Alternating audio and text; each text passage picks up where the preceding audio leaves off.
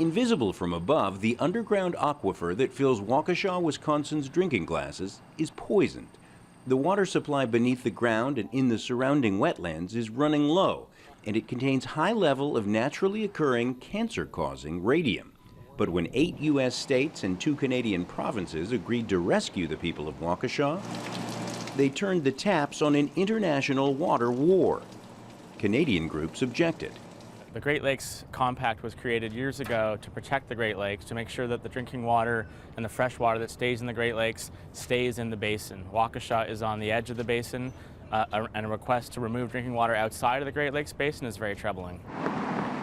Now, a group of U.S. and Canadian cities is asking the Great Lakes St. Lawrence River Basin Water Resources Council to reconsider.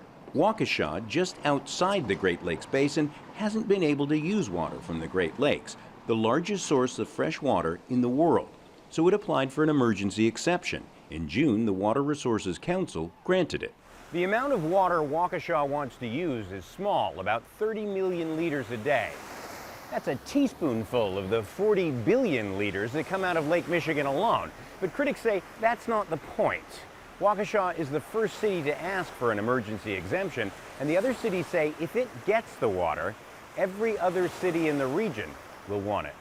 The concern is if the door is opened with this exception, why not other exceptions? Why not go another county out? It's all about the integrity of the compact and agreement and the integrity of the Great Lakes and St. Lawrence.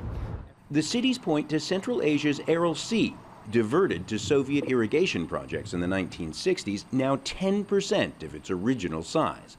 Waukesha says it will return 100% of the water to Lake Michigan in the form of treated wastewater, so the lake loses nothing. I completely agree that it's a precedent. I would argue that it's a positive precedent. So what we want to do is we want to return that water to the Great Lakes, where it'll be in place for the generations to come, so the Great Lakes will be here for us to use and enjoy for all of those generations. The 2.7 million residents of Chicago, by contrast, divert 240 million liters a day from the lake and return nothing. The question the Great Lakes Water Authority has to consider now is, if it opens the taps for Waukesha, will it be able to close them? John Hendren, Al Jazeera, Waukesha, Wisconsin.